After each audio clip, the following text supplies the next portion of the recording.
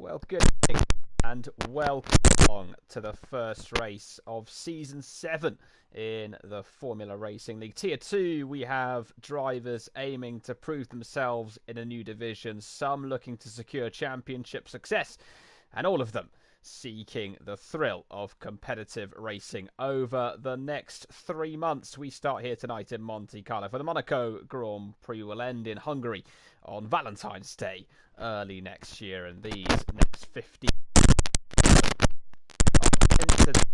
along the way. 3.3 kilometres of racetrack away, 39 times over for the drivers this evening. The first stage of the 7th season in Tier 2 in the Formula Racing League. You're all very welcome to our coverage this evening. 3 tiers taking place across the league. And, well, what do you know? We have an evening qualifying with some rain in the mix as well. So this is certainly going to be an incredibly tough session for the drivers as they look to get themselves in with a shout of championship success in this 7th season.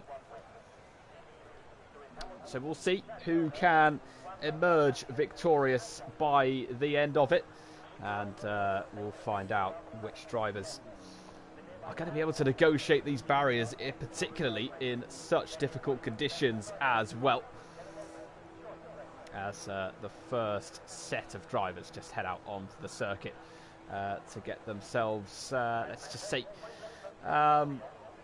ensconced with the racetrack, I think is probably the best way of putting it, as Prix makes his way towards the middle sector of the race. You can see the back end already just beginning to squirrel around ever so slightly.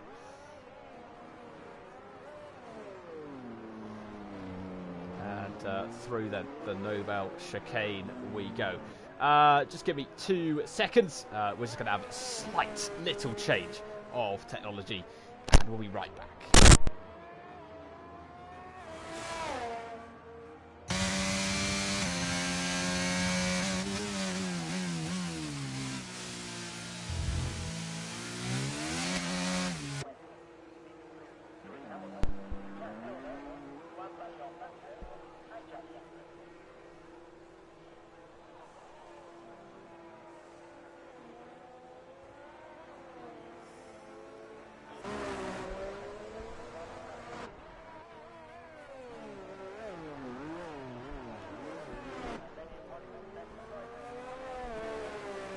And so back then with Prix as he makes his way up the home straight, heading up towards Saint-Denis for what will be his first flying lap of the session. First flying lap of what is a short qualifying. Usually ahead of these races we will have a 3-part qualifying, reflective somewhat of Formula 1 in reality. But today we're just going to be sticking with a short qualifying session. We have 13 drivers in the lobby. We were going to have 14. We have had a couple of connection issues, as is to be expected, really, with a Formula 1 game these days, as through the 2 Portier corners then comes Prix in the Alpine. In towards the infamous Monaco tunnel. The French manufactured, or Enstone manufactured car belonging to the French Alpine team, the Renault team, of course, really running that one. It's under their Alpine branding, the sports side of the Renault company. Then the swimming pool chicanes, just having to correct the rear ever so slightly as he makes his way in towards the slow Rascasse corner. Potential overtaking opportunity in the Grand Prix itself, which the drivers will be aware of. And into the final corner of Anthony Nogues, and up towards the start-finish line then for Prix as he goes P1 with a 1:23.7, the first lap time of the session so far. Of course, there will be plenty more. Becco into P2 with a 1:24.4. Swinny in the Alfa Romeo is P3. 1:26.1 for him, so 1.7 seconds slower than Becco. Some drivers I think will be taking it a little bit easier on their first laps, particularly as it is Monaco, at a time when they're probably not quite used to having the Monaco Grand Prix, and of course in wet conditions as well. It's just a case of getting the feelers out really and making sure that they've got the grip of the racetrack before they really start pushing for those mega qualifying laps towards the end of the session. Before, of course, we head into the 50% Monaco Grand Prix. Beck Scouser was saying before the session, he's in the pits right now, he was going to spin about 200 times this evening, and into the wall, and by the looks of it, has gone one of the Alfa Romeos, and that is Lorenzo, who has put himself in the barrier. So the AlphaTauri he's either in the wall or he was just slowing down actually to let some drivers on flying laps go. Either way, Nivi did initially go quicker than Pimis at the top of the timing screens, but Pimis beats that straight away. 123.0. That's beaten again by Becco at 122.5. That's an improvement of a lot, basically, from Becco from his previous run. Suggestive, of course, that he is on a very the track, I should say, is really evolving massively at the moment, and that's something to certainly look out for as this session progresses, as this session continues, as in towards the other front chicane goes Becco. Some people call it the hotel chicane, some people call it the low hairpin.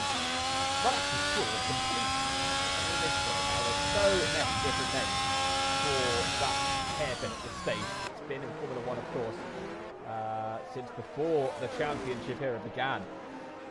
This racetrack, and Becco just taking a shortcut as he just gets up into the harbour front chicane, and so as a result he's back out of that lap. I don't know if he was pushing anyway.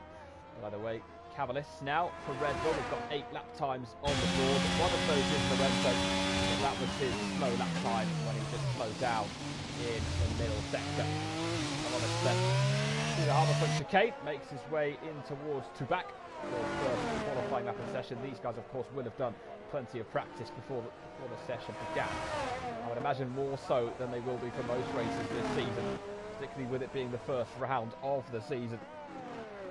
And the Monaco Grand Prix, such a tough one to throw yourself into. Really having to fight the back end through the final couple of corners is Cavolis. I don't think this is going to be a great lap as a result. It was looking pretty good up until then, actually. But as he crosses the line and goes P7, I think a lot of time was lost in that final sector. If you can find it, all of a sudden, you can jump quite far up the order. Fake Scouser then is on to the racetrack. We'll see if he manages to avoid a spin on his first qualifying run in Monaco this season as he makes his way in towards Tubac once again. So just behind him, he has gone into the 126s, almost into the 125. Not quite able to break those 125s just yet. Into Raskas comes the Alpine, and in towards the final corner of Anthony Noakes. Relatively steady, just making sure to get that front nose aimed into the corner. And as he crosses the line and goes P9, Fake Scouser is on the timing screens in qualifying. Good evening to everybody who's just tuning in. Good evening, Kevin. Very glad to have your company this evening on the opening night of the season in Tier 2 in the Formula Racing League. Down goes Mystery into the harbour front chicane. Makes his way then on to the exit. Controls the throttle just about. And then makes his way into Tubac, runs wide, hits the wall, and that will put pay to that qualifying run. And that really is just how quickly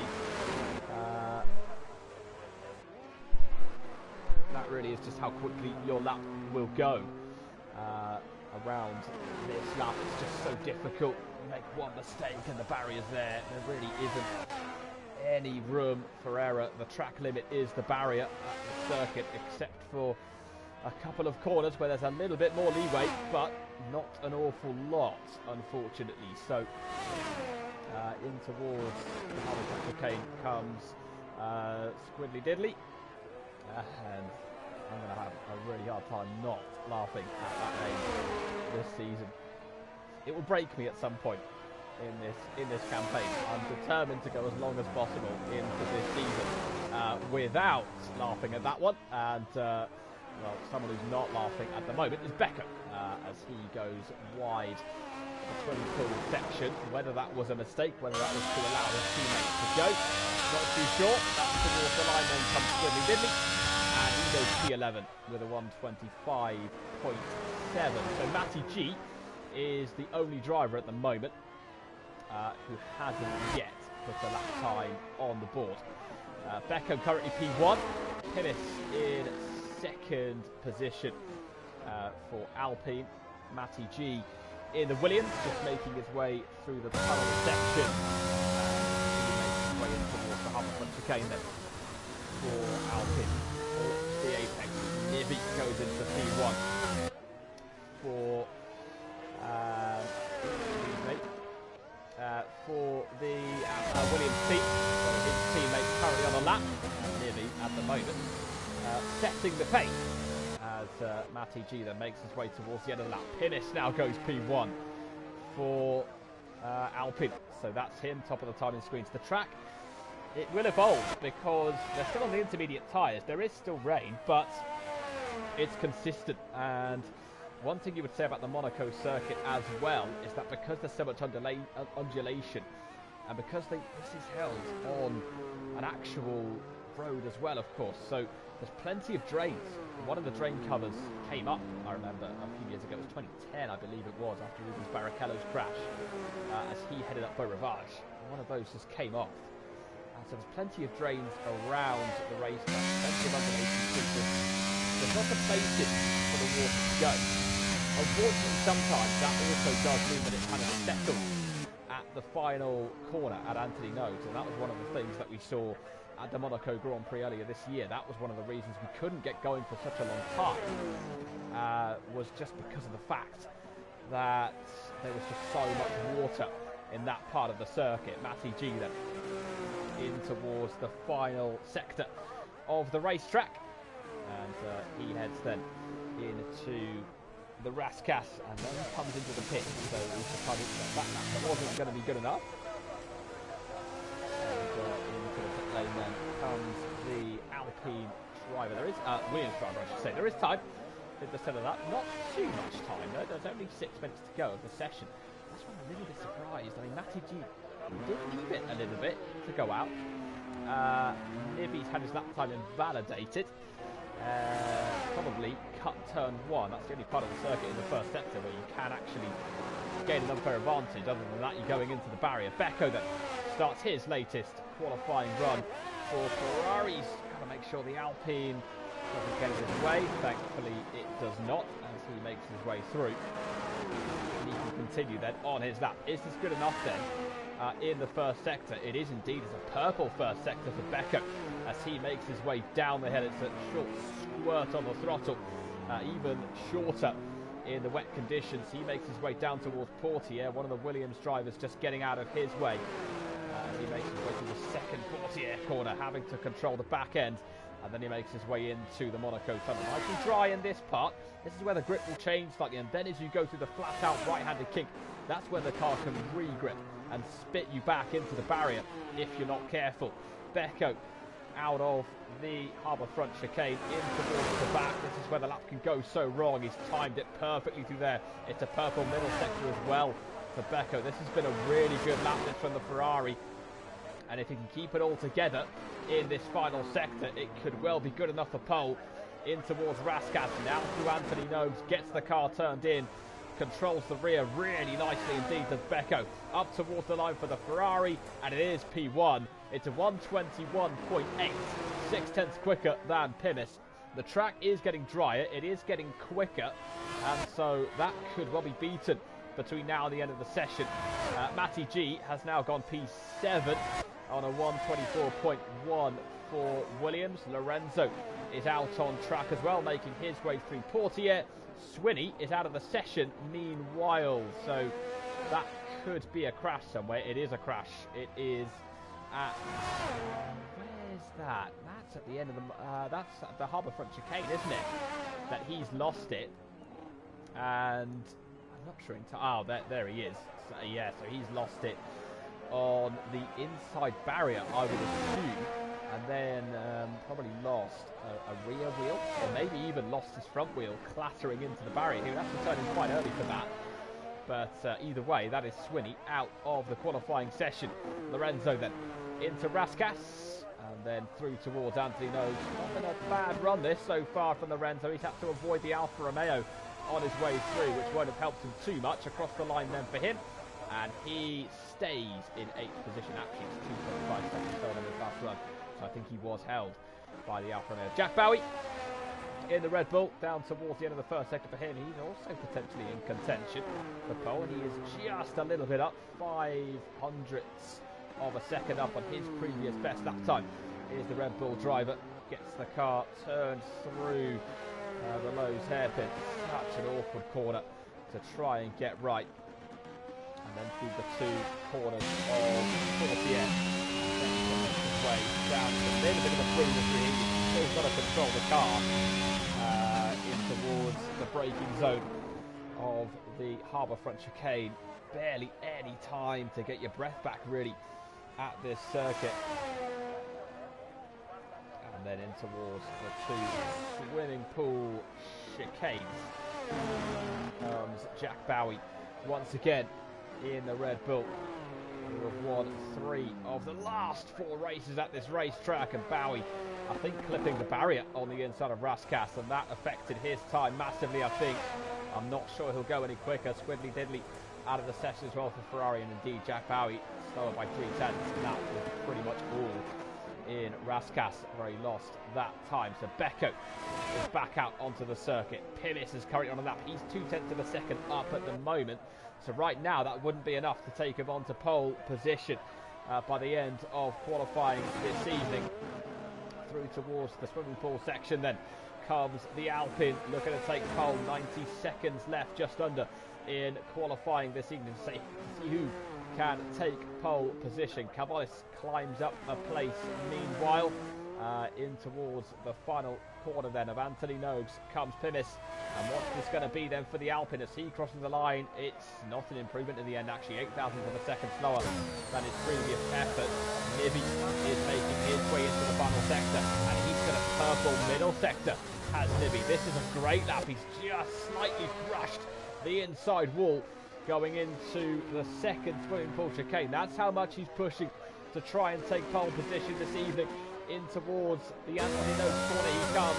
It's a really well-controlled exit too, and across the line for Nibby, and it's not enough. He's 1.6 down in the end, so I think he would have lost a lot of time in the first sector before setting a purple middle.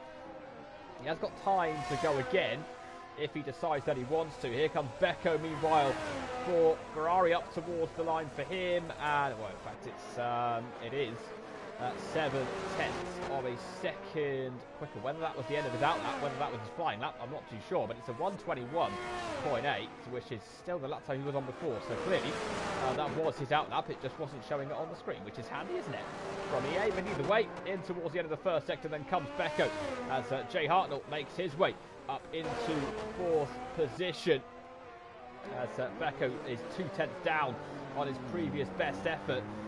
Whether he'll still have enough for pole position, I'm not too sure. Pimis is up on his previous best. Pimis crosses the line. He does improve. It's not enough, though. Nibby has called it quits for the evening in terms of qualifying. Jack Bowie still on a lap of his own at the moment for Red Bull, and off is Nibby. So that's the reason he is out of the session. He's not decided to call it quits. He has crashed into the barrier, and that did the rest as Jack Bowie then in towards the 2 swimming pool chicanes. Can he make his way into the top 3, top 2? We'll see by the end of this lap. He's got to get this final big braking zone right. Then it's a dab on the brakes into Anthony Nogues as he gets it controlled on the exit. There's less rain, definitely, than there was at the start of qualifying. The track is really improving, and that shows it. It's P2 for Jack Bowie at the end of qualifying. Jay Hartnell is still going. He's 0.3 of a second up, and he has set a purple middle sector, has Jay Hartnell. So can he pull it all together to put himself maybe on the front row, maybe pole? It would have to be a fantastic final sector if he were to do that. Jay Hartnell now across the line for Haas. It's P3 just behind Jack Bowie. Pinnis then forced down to 4th place at the end of qualifying. Cavolis has lost his front wing. That is not entirely conducive to setting a good qualifying lap, and all of that is going to mean that Becco is on pole for the Monaco Grand Prix. The first pole position of the season has gone to the Ferrari, and he has taken pole in the end by just over 1/10 of a second from the Red Bull of Jack Bowie. It really was close at the end of qualifying. Becco, he had set a lap time that was about 0.6 of a second up on his competition, but it was closer at the end. However, it is Becco who is on pole for the Monaco Grand Prix in a wet, damp, dark qualifying session. We'll see what the race has in store. So Becco then starts P1. He'll have the best view in the house for the start of the Grand Prix. Jack Bowie in P2 for Red Bull. Jay Hartnell in 3rd position in the house. Pimis in P4. Nivi takes P5 for Williams. It is Carlos in P6 for Mercedes. Lorenzo, 7th place in the Alpha Tauri. Cavalis in P8. Matty G in 9th. Mystery P10. And then outside the top 10 we have Fake Scouser, Squiddly Diddly and Swinny. In previous games, we would have had a scenario where if it were a dry qualifying, those starting outside the top 10 would have a free choice of tyre. Everybody gets a free choice of tyre anyway, and especially so when there has been a wet qualifying. But we don't know, though, of course, if there is going to be a wet race. It may well be a dry one. Potentially, the drivers may or may not prefer that. I guess those further up the pointy end of the grid would prefer there to be a dry race in store, and indeed at the start of the evening's action there is indeed a pristine night sky over Monaco. No disruptions at the moment, no violent clouds in the distance, but you never know whether there might be towards the end. Still time, if you would like to just get some predictions in as to who is going to win the first round of the season. Potentially some early championship predictions too. The winner of those predictions, as always, gets a free cookie. But with a recession right now, that cookie might even just have to be £1, maybe, or €1. Depends where you're watching. But either way, Monaco is tough in qualifying. Certainly will be tough in the race as well. There aren't too many overtaking opportunities for the drivers to take advantage of. Sandevot maybe, the Los Hairpin maybe, the Harbourfront Chicane maybe, and Rascasse maybe, but there aren't really any certainties for getting overtakes done at this circuit. Sometimes it can be a bit processional, sometimes it can be a little bit of a DRS train. So bear with me over the next 39 laps of racing, where hopefully we will get some decent wheel-to-wheel action. But of course, you definitely can't blame the drivers ever for not going for these daring moves. They do want to get these points on the board. They want to make sure they get the best position possible, and risking throwing everything away might not necessarily be the best way of doing that, as away we go on the formation lap at the start of this Monaco Grand Prix. So everybody has got on mediums, apart from those outside the top 10. Fake Scousers on the hards, Squiddly Diddly's on the softs, and Swinny is on the mediums.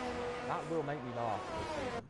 I'm chuckling every time I say half, trying to avoid it, but Squiddly Diddly's going to make it tough this year to avoid that. So the formation lap then, it's a short one, of course, a short lap. Particularly with a night race, though, the temperature's pretty cooler. So the drivers might want to take a bit more time just to get these tyres up to temperature, do a few burnouts. But at the same time, of course, you then run the risk. It's a bit of a double-edged sword, really. If you go too slow, you won't get any temperature in the tyres at all. And that is the risk of a night race at Monaco, at this kind of circuit. And that is really the game that these drivers are playing with their tyres. Out of the split comes Becco. Goes further towards the back, aiming to probably get away with as much stalling as they can on the way to the grid, looking to arrive as late as possible. You can, of course, put your own car on the grid on this year's game. I'm not completely aware if that is a function on this year's game. In this league, I should say. It is a function of this year's game. In this league, I should say. Whether or not that has been enabled.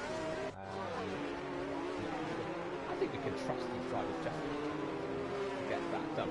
21 wins from pole in the 68 races that have been held here in the past, which, when you look at the Monaco season, look at how few overtaking opportunities there are, that is a bit surprising. That there have been 37 races not won from pole. But we have to consider, of course, that we used to have 41 races in Monaco at a time. It was a lot more attritional. Will it be so again today? We're about to find out. The Monaco Grand Prix is underway, and out front it is, I'm not really sure what the start is from Becco. We've got the worst camera angle, but away goes Becco. He leads it to turn 1. Pimis already into P2. Jack Bowie's lost 2 positions. He falls down to 4th place. Everybody looks to just about got through the first couple of corners okay. Carlos is side by side with Nivi. They've got Mystery just behind. Mystery has made a bit of a mistake, and Fake Scout is out already.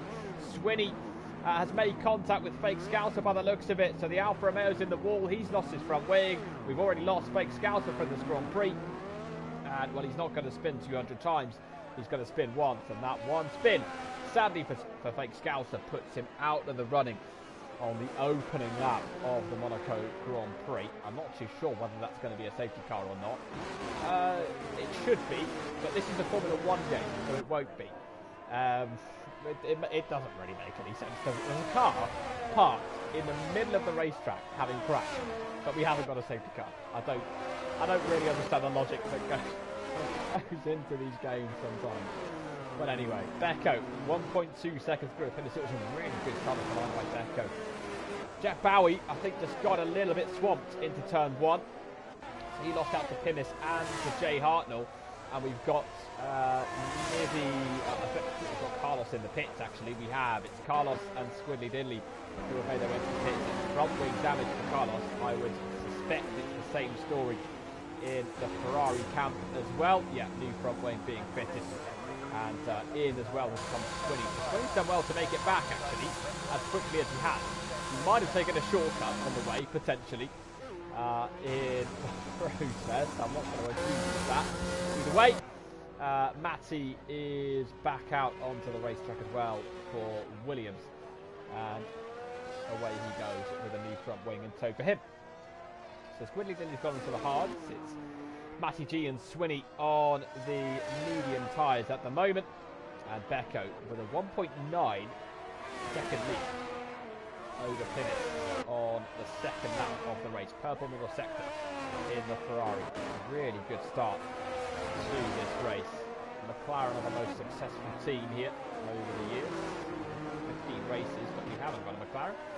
Racing here this evening, Jay Hartnell in the Haas is putting Pimis in the Alpine under a lot of pressure as they make their way up towards turn 1. Becco with the fastest lap, 1:14.6. The first real fastest lap, excuse me, of the evening. And up through Beau Rivage, then in towards Massenet. Pimis and Jay Hartnell, and I do wonder if I just heard a bit of a smack with a barrier from someone in amongst that one. I've just been imagining that. You can see Jay Hartnell just seems to have more grip, more turning than Pimis does at the minute. Pimis just seems to have a little bit of understeer through some of these corners, and Jay Hartnell is really applying the blowtorch here. That's how he isn't far away, despite a suspect start in some ways.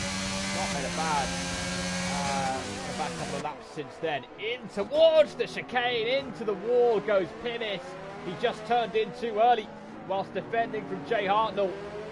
And that is his Alpine. Crash out of the race, parked in the middle of the circuit. You would suspect there would be a safety car from that. I don't think there's going to be. And that then is Pimis, who has come a cropper in the Monaco Grand Prix. Already 2 retirements from this race. We're only 3 laps in to this race. Barely 3 laps into this race, and that is a real shame for Pinnis, who was defending second place with all he had. Jay Hartnell had a really good run through the Monaco tunnel, and it was just as he was defending the inside, just a case of turning in that bit too early for Pinnis, and that is him out already. 5.6 seconds then. Becco leads Jay Hartnell, who himself is now about a second clear of Jack Bowie. He did have to take some avoiding action, understandably, with Jay Hartnell when Pinnis flouted the barrier and put himself out of the Grand Prix. And that allowed Jack Bowie to hold up a little bit. Mystery is just behind Nivy in their battle for 4th position.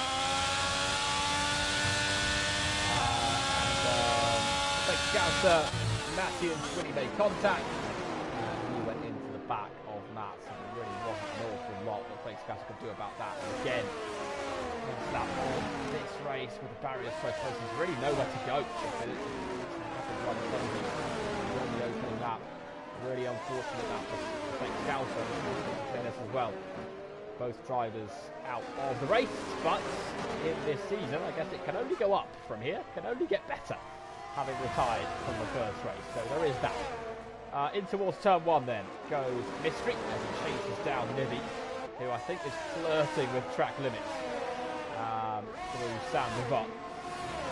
Up the Rivage we go. And in towards Massenet. Bit of understeer for Mystery as he tries to collect his Alfa Romeo and stay tight at the back of Nivy's car.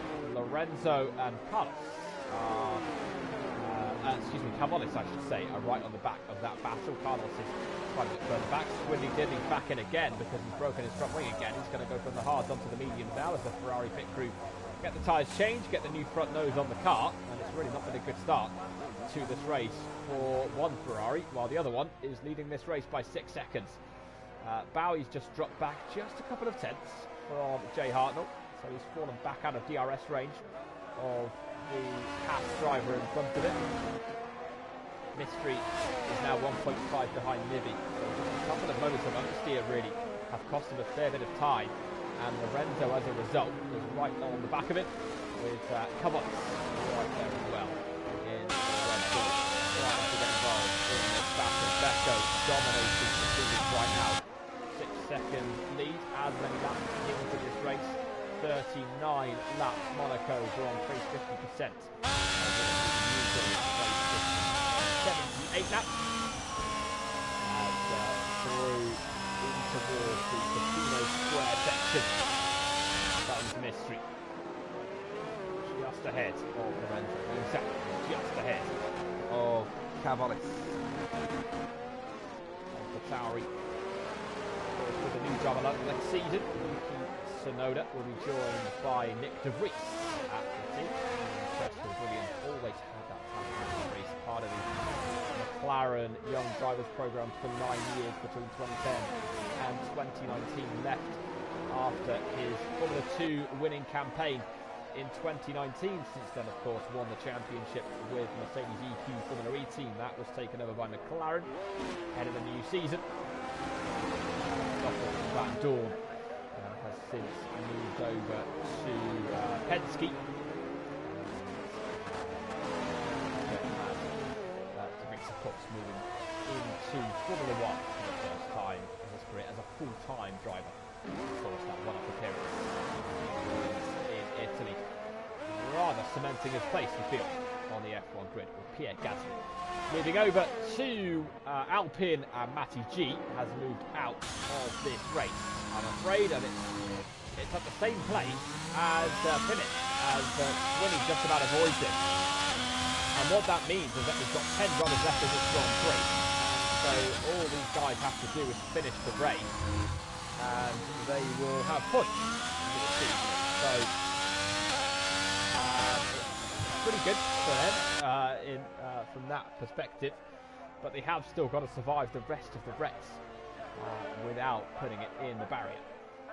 Still no safety car as a result of all of that. Why would there be? 6.1 seconds between Becco and Jay Hartnell, but that has just come down from 7 seconds. And Becco was ghosting, and And he's not ghosting anymore. He has become whole again. I'm not too sure if he made a mistake. He must have made a mistake somewhere because he's just lost 1.3 seconds, has Becco, in the space of a few corners.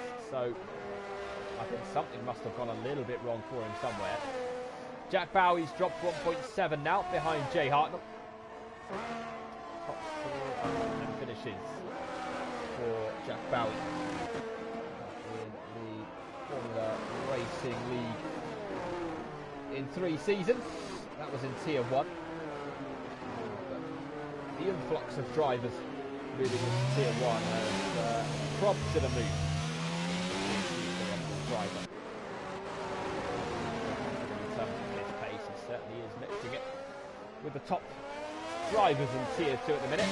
Becco is rather trouncing the top drivers in Tier 2 at the moment, which is no reflection on Jay Hartnell, no reflection on Jack Bowie, no reflection really, except for Jack Bowie's, for Becco's brilliant pace so far this evening. I was saying earlier on, to me, he likes Monaco, does love this circuit. Optimistic he can get a good result, and he is currently on for a podium finish tonight. No penalties yet. Attempted fate, but there's no penalties yet tonight. In terms of track limits, really difficult to get penalties at Monaco. For just one or two corners here and there. Certainly isn't like a Silverstone, for example, where you get back to the every corner pretty much. As well. The Mirabeau corner, Mystery and Lorenzo, and this is what we were talking about really at the top of the race. It's just that you end up with this little train going on, and Lorenzo is quicker than Mystery by the looks of it, but it's just so difficult to get a move up. It's so difficult to set something up because there's so few opportunities. Mystery's getting a good exit as well out of the corners. He's really propelling himself onto these straights, and that's just denying Lorenzo the chance when he gets into the braking zone to really have any sort of go. What he needs is for Mystery to have a really big back end loss out of one of these slow corners, and he might just have a shot.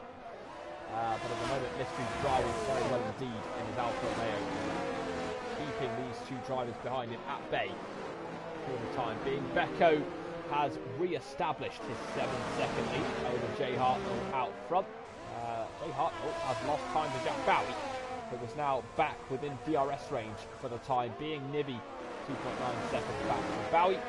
Mystery P5, Lorenzo P6, Cavalis in P7. Carlos in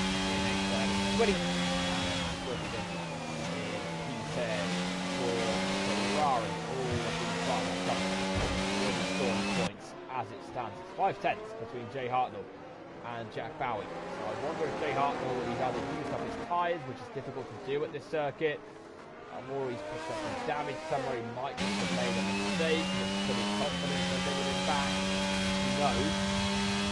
But either way, of course, Jack Bowie found some pace somewhere, which has allowed him to catch up. Just a bit of oversteer through the harbour front chicane. Makes his way into the back. The Red Bull drivers will run through there.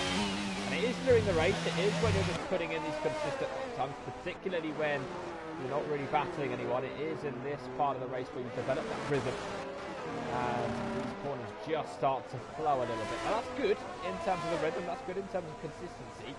It's not so good when you then start to switch off, and that's what these drivers have to be careful of, because we're only 11 laps into a 39 lap race, so there's plenty more action. There's pit stops to go through. There are many more obstacles that these drivers have to negotiate. Plenty more hurdles to jump over. And if you fall too much in your rhythm, where you start to lose that focus, all of a sudden it is one mistake and you are in the wall. And we've seen that already tonight, both in qualifying and in the race. Mystery 8/10 ahead of Lorenzo. So it's really, I think it's the first part Portier more than anything else. That is where Mystery seems to be able to gain a lot of time, and he sets himself up well for the second one, and then he gets a good exit out of the second Portier, and that helps him. What doesn't help Lorenzo there is the bit of understeer going through the harbour front chicane. Cavonis, 0.4 of a second back from Lorenzo, who has now once again fallen just over a second back from Mystery. There's just a couple of little errors here and there for Lorenzo at the minute as he tries to find his way past Mystery. And the harder you try, of course, the more time you can sometimes end up losing as a result. He will be thinking about that Red Bull. He'll be thinking about the fact that he's got a car behind him too, not just a car in front of him. Jack Bowie, 0.5 back from Jay Hartnell. There's only one DRS straight, of course, on this racetrack, so it's not like you're able to use a couple of DRS zones to keep yourself there. Meanwhile, Lorenzo and Mystery side by side, and Lorenzo gets past into the harbour front chicane, although low to hairpin, I should say. Although he does run a little bit wide, does well to hold on to the position, and he stays ahead. And will there be a chance now for Cavonis to have a little go at the Alfa Romeo as they come out of the Monaco tunnel? He's close, but not close enough to go for the overtake. Although, wide goes Mystery. He might have to give that one up, because will that be deemed as him keeping a position as a result of going off the racetrack? The stewards might just let him get away with that, potentially, as in towards La Rascasse we go. Mystery defends the inside almost a bit too much, and he takes the whack from Cavonis. He then comes into the pits, does the Alfa Romeo, and Mystery then will be on to a set of, I'm just going to try and have a little look at what those tyres are. It's actually going to be a front wing change as well, so maybe that was one of the contributing factors to his losing of that position to Lorenzo. Either way, it is the hard tyres on for Mystery, so I suspect he'll try and take those to the end of the race, and we'll see what he can do with that. Jack Bowie is now 9/10 back from Jay Hartnell, so that battle has just calmed down a little bit. Jack Bowie no longer as close to Jay Hartnell as he was at the start of the race. And through the swimming pool section we go again. Jay Hartnell being followed closely by the Red Bull. The Rascasse again. The Anthony knows it's so important to get that run right, and he does get it right, but so does Jay Hartnell. And you close up with DRS, but look how quickly it ends. Right there. The braking zone comes at you straight away. And that is... And that's the debate, really. That's the debate in Formula 1. That's just have a effect. These cars are so long, and they're so heavy. And because of the new aerodynamic concept, the ground effect aerodynamics, they're so stiff. The suspension is stiffer. The cars are lower to the ground, so they can't take as much curving. They're not as flexible. They're so much more rigid. More grip, really. Maybe not more grip. Sort of different type of grip for the drivers. Mid-corner grip is different. From the exit is a little bit different. And you do just wonder whether Monaco really does accommodate these cars all that much. Oh, Becco is out. What has happened to Becco? He's crashed on the home straight. Out of the final corner of Anthony Node. Becco's found the barrier, and the safety car is deployed. And that's exactly what we were talking about earlier on with Becco, in that you develop a rhythm around this racetrack, and that rhythm all of a sudden becomes a little bit too comfortable. That excess comfort leads directly to a mistake, and it has done for Becco there. And from the lead, from a comfortable lead of nearly 8 seconds, I believe it was at the time, he's put himself in the wall just with that one mistake, which has turned out to be so costly. And it will be an interesting one. Was it a lack of focus? Was it just settling too much into that rhythm and then losing it all with one moment? Either way, it's Becco out of this one, and Ferrari haven't been having a very good night in all honesty. Squidly Diddly's been struggling to keep the car out of the barrier, and Becco has now put the car firmly in the barrier and caused a safety car. This really, Swinny gets a drive through for speeding under the safety car. This really should be the third safety car of the evening, given the incidents we've already had. It is the first one. And Jay Hartnell will pit. I believe Jack Bowie will follow him in. Nibby will probably do the same thing. He does indeed. And Cavonis is... No, he's not going to take the lead, is he? He's just coming through towards the harbour front chicane. I was going to say, does he have a shot at taking the lead? But... Oh, and Lorenzo has been disqualified for ignoring...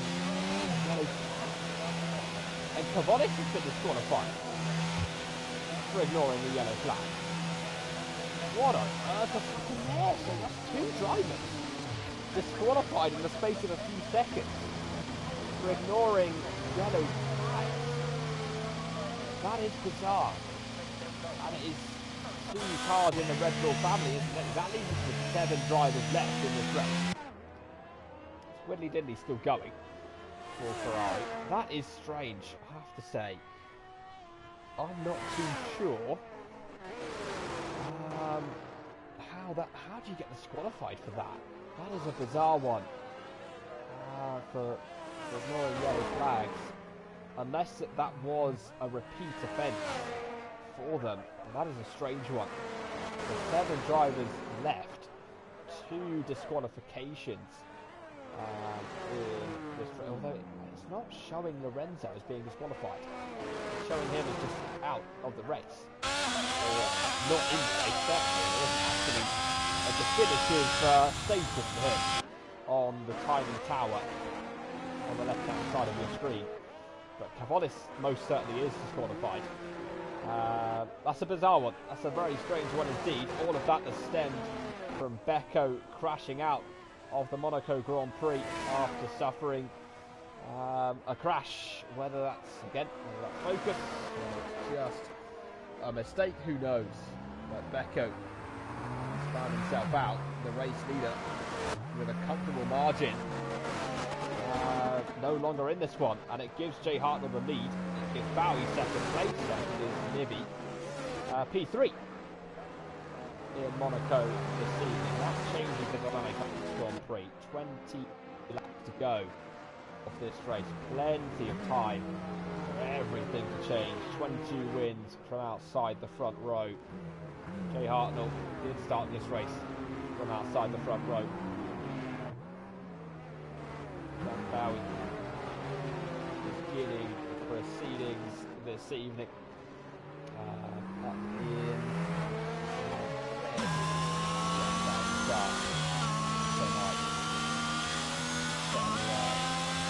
get that information up as quickly as I possibly can, but his car still leading us round. I believe it has collected more or less everybody now at this stage of the race. So yeah, Jack Bowie in P2 starting this race, and Jay Hartnell did start in 3. I was right. Squidly Diddly pits for Ferrari.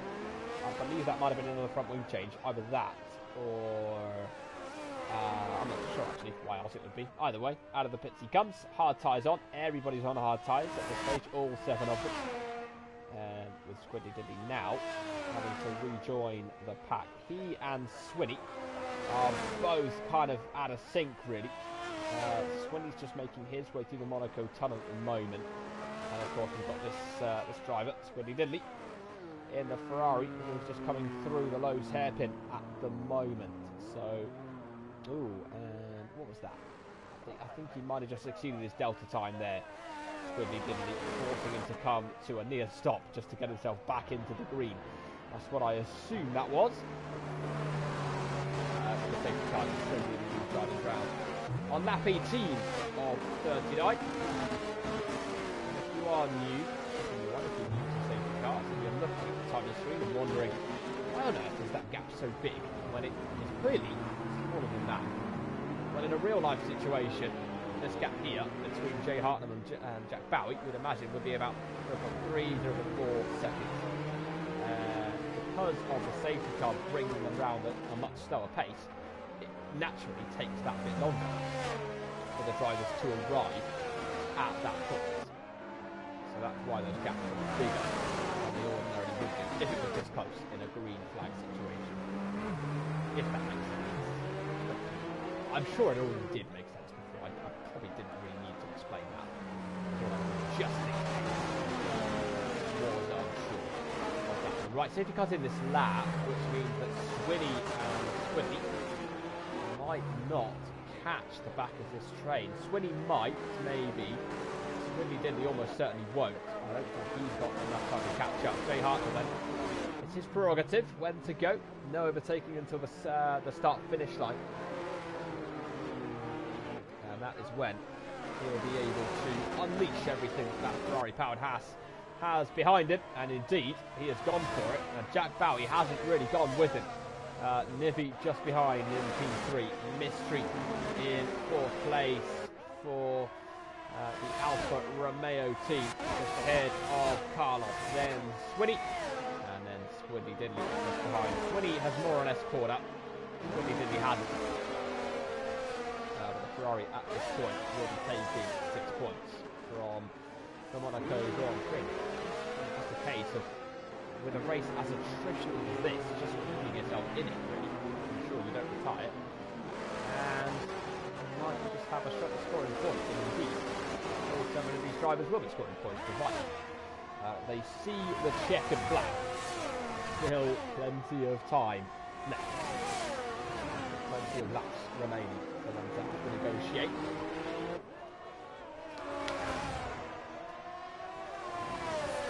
In towards the swimming pool section then. Jay Hartnell 2.3 ahead of Jack Bowie, who I think will just be wishing maybe that he's been a little bit tighter at the safety car restart.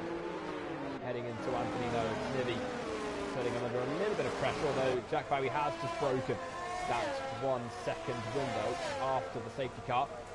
There is no DRS until the 3rd lap afterwards, which in this instance will be the next lap.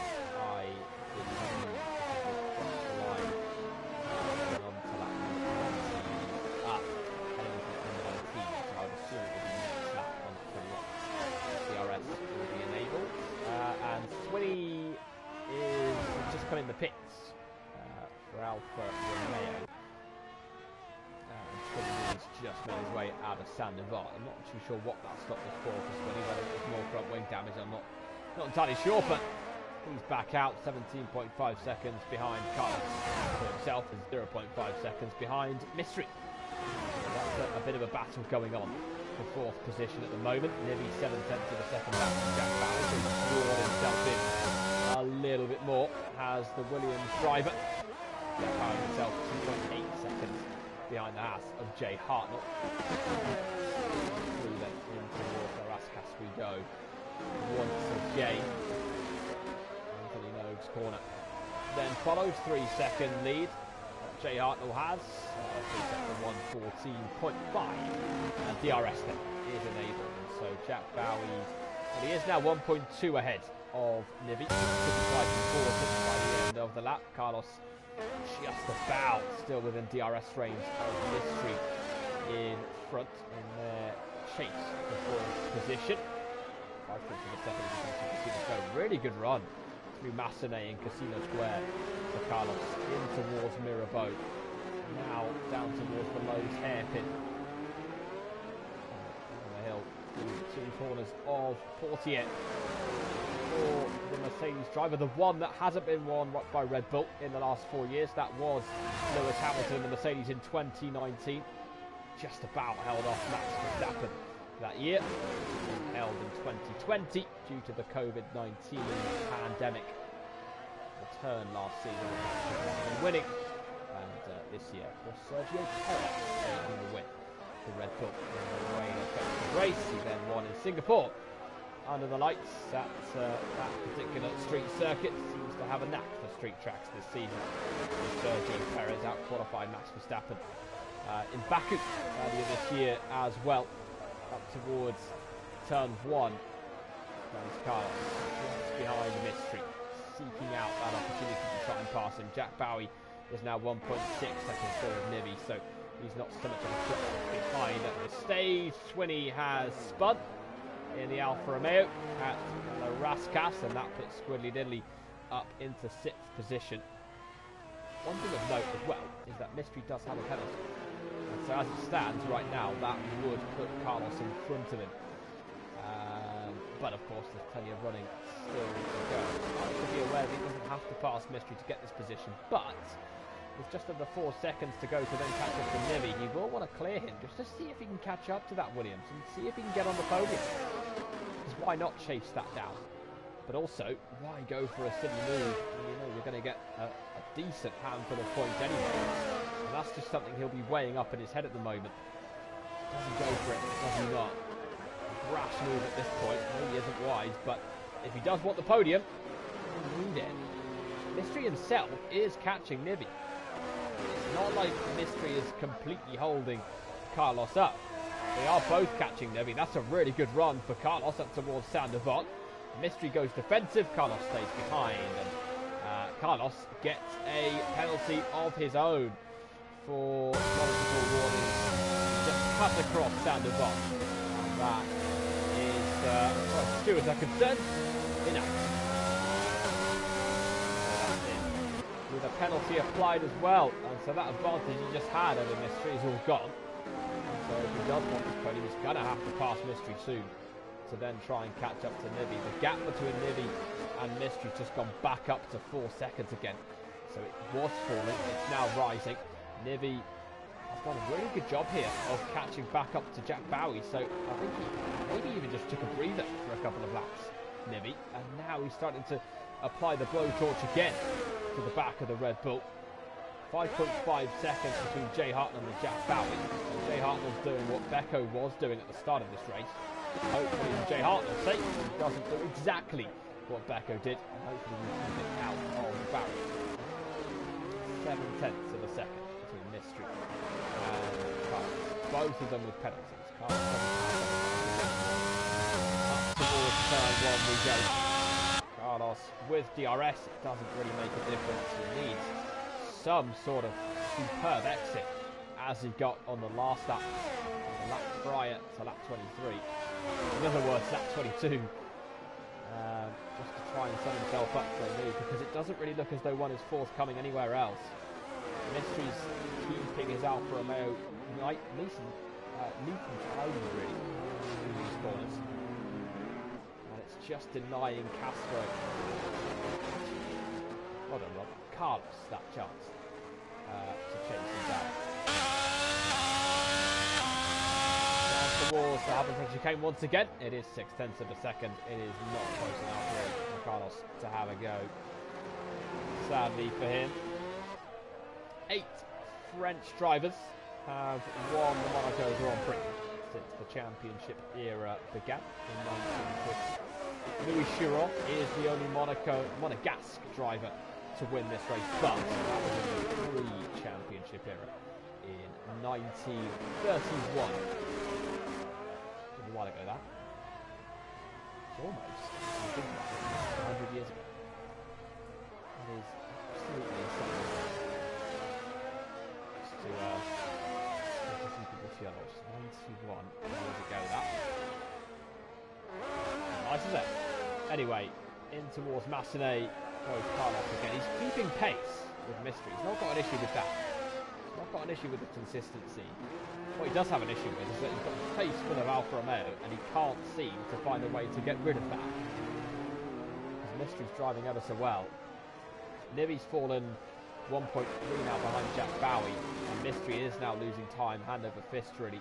Well, not hand over fist, that's a bit harsh, but he's losing a little bit of time now to Nibby. Nearly 6 seconds behind when he was starting to look as though he could break into that 2-second window roughly. 2.8, 2.9 seconds maybe, but that's now gone. It's shot back up. And again, Carlos wants to come back podium, which is slipping away with this penalty, to be honest. He's going to need to clear Mystery soon. He doesn't want to rely on a mistake back in front of him. 14 laps to go, 5.7 between Jay Hartnell Hartnell and Jack Bowie. Nivy is now 6 seconds ahead of Mystery. Nivy himself 2.3 seconds behind Jack Bowie. So, not really many battles apart from this one. In all fairness, these two are really keeping the show going right now. Flat with barrier. You heard that for Carlos on the inside at Massenet.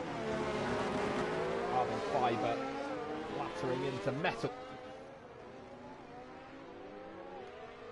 All the lows hairpin again. Back down the hill into Portier. Portier again as they head up the Monaco tunnel. That's where the tunnel kind of just cuts across one of the roads here, basically. Come back across as you go through the harbour front chicane. Away almost into a side road, basically, beside the main road. It is remarkable how this circuit was designed. Incredible how it was invented. Incredible how it was conceived and then put together. Brilliant stuff. Carlos is so close here to Mystery. And he has got a good run there through Anthony Nobes. Is that enough? Not really. Because again, Mystery just seems to get this brilliant exit. And he's just able to launch himself up the home straight with some fantastic traction. Mystery does get close with the help of the 50 up by Ravage, but there's nothing you can do with it. Although, here, there might be something you can do in towards Mirabeau, and he's just not quite feeling it to move it on. And as they headed towards the Lowe's hairpin, Mystery then has a bit of an advantage. And it really is stick or twist here for Carlos. He's not under any threat, but it's Squidly Diddly behind him, despite his penalty. So, a brave move, almost doing a taskmaster, just studying what Mystery's been doing these last few laps, scouting out that opportunity, see where he can go for it, where he can't, where he might just get away with it. So few opportunities to get away with it at this racetrack. If you do go for a move that's a bit over ambitious. Once again into Anthony Nobes. DRS open on the back of the Mercedes is just too far back at this stage. This time around, with 12 laps to go. 4.1 is the gap between Jay Hartnell and Jack Bowie. So that's come down in the last couple of laps. Again, Jay Hartnell might have just taken a breather, but Jack Bowie certainly isn't. He's had a purple middle sector on lap 28. So, well, there's still time. 4.1 still.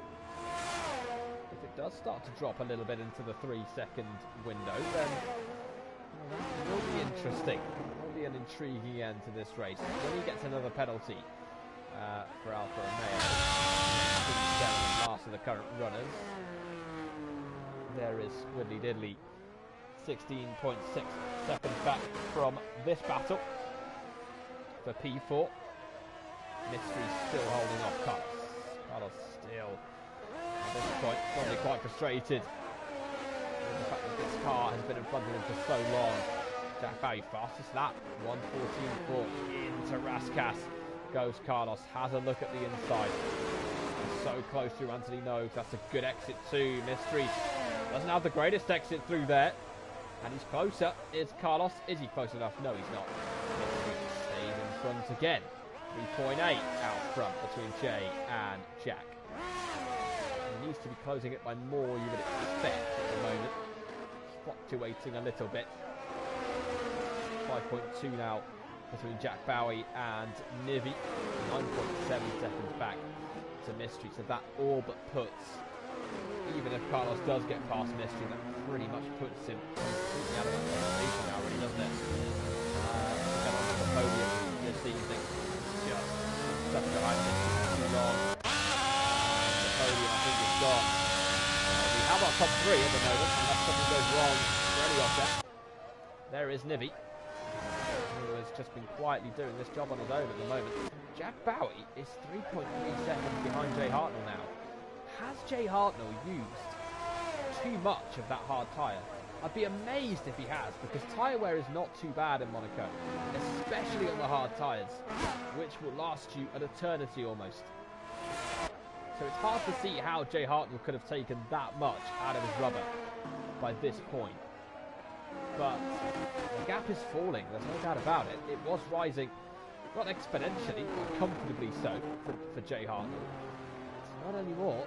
It's starting to become a little bit more of a pressing matter. He's going to pick up his pace and keep Jack Bowie behind with 10 laps to go of the Monaco Grand Prix. The first lap of season 7, DS2. In the Formula race.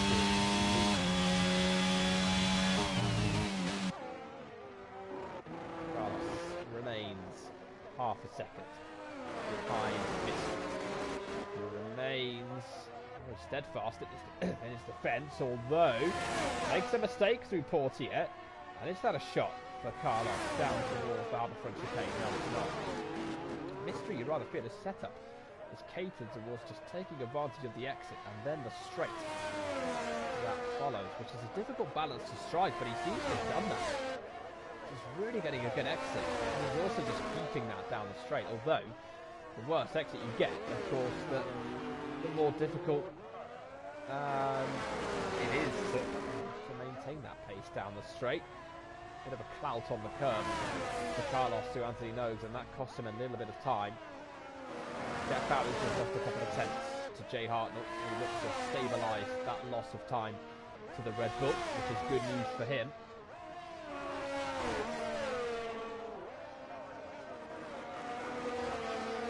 And Squiddly Diddly turned to pit and picked up a excuse me, a 5-second penalty. Soft tyres on for him.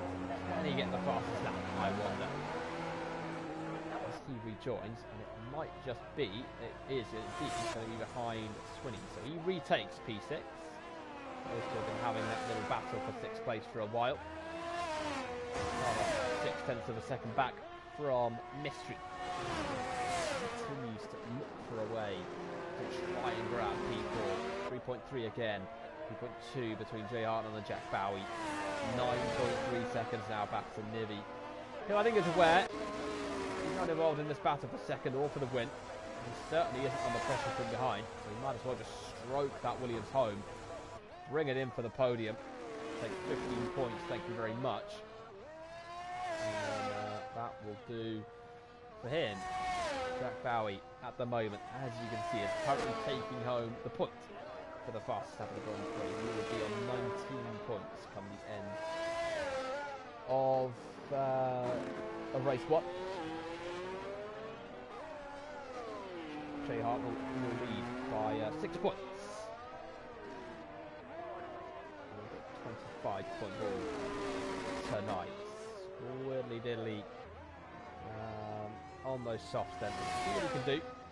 Can he take? He'll take the fastest lap on those softs. Those newly introduced softs this race for the Ferrari. We'll find out. 2.8 between Jay Hartnell and Jack Bowie. He's closing the gap ever more. Is the Red Bull driver. Getting closer to Jay Hartnell. But is he closing at a good enough rate at the minute? Not too sure. Probably say not at this stage. Say that Jay Hartnell has it covered. Say never though. Absolute concentration. See Jay Hartnell as he comes through Casino Square. You can see him making his way through Mirabeau. You can see the house at the end of the low 10. And he's coming towards Portier. And he's just getting these glimpses of the house in front. Zoning in on that path. 2.6 seconds separate these two in the battle for the win at the Monaco Grand Prix. What it would mean to get a win at Monaco 3. What a feeling it is waiting this morning. They are fully going to work. Just won in Monaco. It's a great feeling. Squiddly Diddly does get the fastest lap. 1:13.6 for the Ferrari. So at the minute, he'll be taking that point home. He'll get 7 points from this evening's Grand Prix. Up towards Saint-Devote then comes Jack Bowie. He's close now to getting to within 2 seconds of Jay Hartnell. But 1 is the gap.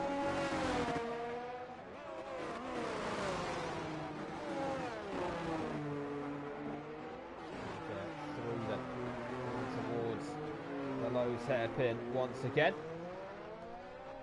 9 wins for Ferrari at this race. Squiddly Diddley in P7. Beco. This was the race. They wouldn't be making it 10 today, you'd rather feel, if it weren't for that mistake. It didn't really look as though there was any stopping him, to be very honest, from winning this race. But sadly for him, he did come a cropper. Meanwhile, battle for P6. Squiddly Diddley is all over the back of Swinny. He's on his fresh soft tyre. Swinny is on 18-lap old hard. So, in terms of pure pace, it's a no contest really with that disparity in tyres. But the fact that, again, so narrow this racetrack, as has been proven there by Squiddly Diddley straight on the barrier. Not quite so simple of being quicker and getting the move done. Down towards the Lowe's hairpin once again comes the Ferrari. The outside, that's how much more grip he has on the exits and corners.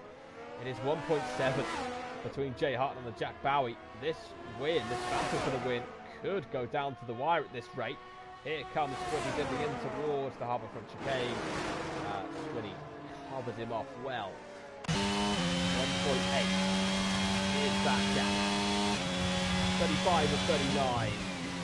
Oh, that could be close. Really, Jack Bowie needs to get to within DRS range in the next couple of laps. Because, I mean, where's that move going to come from? That is the issue. Carlos has fallen 8/10 back from Mystery at 1 second just a moment ago. So, Mystery, I think, is starting to look more and more secure for that 4th place, although Jay Hartnell was looking very secure. Pulled out a massive gap after the safety car, but Jack Bowie's come back into it since then for Red Bull, and all of a sudden he's looking a little bit like he is going to be able to claim a victory in Monaco. Start believing in it now. 1.5 on lap 36, and Squiddly Diddley has gotten past Swinny. I think happened through 4th year that move. So the Ferrari is ahead of the Alfa Romeo. 1.6 separating Jay Hartnell and Jack Bowie. Towards the harbour for chicane once again. 1.5. So as the corners really tick by, there'll be a bigger belief, I think, for Bowie, for Jay Hartnell, I should say, that he can do this. But there it is. Oh, I just for a second dropped below a second in this battle for the win. But Jay Hartnell just get back out again as they came through La Rascasse. 36 times in the race. On to lap 37 we go. Oh, this could be anyone's this race between those two. Carlos still 0.6 of a second back from Mystery. I don't think he's going to have 4th place today. Carlos is still try. He'll give it a good go. We know that. There's no reason why he shouldn't. So close to the end now. He's been so frustrated tonight behind Mystery, has poor old Carlos. It's not been an easy time for him with a face full of red and white. Meanwhile, we've got Swinny just moving out of the way to allow Jay Hartnell and Bowie go. Sensible stuff from the Alfa Romeo. 7/10 of a second now in this battle. And you can see how hard Jack Bowie is pushing. He's throwing that Red Bull around the racetrack. He's desperate to get this win. It's so close, tantalising and close now is this lead for Jack Bowie, but now he's got DRS, and now he's going to start to struggle a little bit with a tiny bit of dirty air, but also just trying to figure out where to get this move done. And we're on the penultimate lap, so we've got to get it done soon if he needs to win this race. In towards Mirabeau again.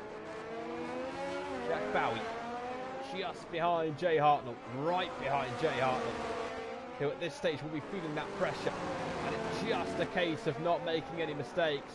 Carlos has given up on P4. He's in the pits for a sort of. In fact, no, he's changing his front wing. So, unfortunately for him, is that going to be him behind? No, he'll be in front of Squidly Diddly, so he'll be okay. And that could be the fastest lap as well, that for Carlos. So that could well work out well for him. He won't lose anything. He'll still be P5. And he could get an extra point as well. Squidly Diddly currently holding the fastest lap. Slightly wide goes Jack Bowie, almost avoiding the back of Jay Hartnell, who rounds Anthony Noakes then for the penultimate time. On to the final lap of the Monaco Grand Prix we go. 0.6 of a second in this. Does the Red Bull of Jack Bowie go for a daring move into the harbour front chicane? Maybe even the most hairpin. Who knows? It's a bit too far back at the minute, you feel. In towards Mirabeau once again. Jay Hartnell surviving in the lead of this race, absorbing so much pressure from the Red Bull behind him. He's seen drivers come across already tonight. He's seen Becco crash in the lead, having been leading so comfortably this evening. It's a race of attrition, this one, at the best of times. And Jack Bowie, as he heads in towards the harbour front chicane, he's not close enough.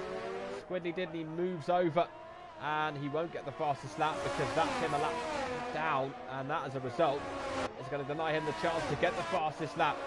And Jay Hartnell started this race third, got ahead of Jack Bowie off the start, took advantage of Becco's crash. He crashed while leading. Jay Hartnell hasn't, despite unbelievable pressure from behind from Jack Bowie. Jay Hartnell wins the Monaco Grand Prix. Bowie has to settle for second place. It was so close between those two. Into the Rascasse comes Nivy. It's a comfortable, and I'd imagine relatively satisfying third place for the Williams tonight. Mystery will come home in fourth place for Alfa Romeo. Carlos in P5, and I think he's still going on his fastest lap attempt. Is the Mercedes, so we'll keep an eye on that one because that could well be interesting. And it is a purple middle sector that for the Mercedes. Oh, as he just gets a bit squirrely and then clips the wall on the entrance to La Rascasse. Mysteries cross the line. Is this going to be the fastest lap of the race for Carlos as he crosses the start-finish line for Mercedes? It is him. That then is going to be the end of the Monaco Grand Prix. It was a race of attrition. It wasn't especially a Grand Prix from a purist perspective that was filled with wheel-to-wheel racing, but what can you expect from the Monaco Grand Prix? Seeing drivers thread the cars in between the barriers, that is an art indeed, and that is fascinating to watch all the time. From that fascination, that persuasion. Jay Hartnell then on to the podium, joined by Jack Bowie and by Nivy. There's the Haas on the top of the podium. Haas has never scored a podium in Formula 1. He's going to win either cups as a result. But it's Jay Hartnell on top of things tonight. It's a deserved win. Becco might have deserved it too, but ultimately he crashed out. He's still on the podium, kept it out of the barrier. It was them. That was our top three in Monaco. Jay Hartnell then takes out the first win of the season in Monte Carlo. Jack Bowie finishes in second place for Red Bull. Nivy takes the final podium position in third. Mystery in P4. There's confirmation of Carlos's fastest lap in P5 for Mercedes, with Squidly Diddly in sixth place for Ferrari. In the end, the lead Ferrari after Becco's crash. Swinney P7, the final classified finisher tonight. Lorenzo, Cavalis, Becco, Matty G, Pinnis, and Fake Scouser, all retiring from the Monaco Grand Prix this evening. That is pretty much that for the Monaco Grand Prix tonight for round 1 of the season. It has been an interesting race to watch indeed, and we'll be back doing it all again next Tuesday night for the Austrian Grand Prix in PlayStation Tier 2 in the Formula Racing League. Until then, take good care of yourselves and good night.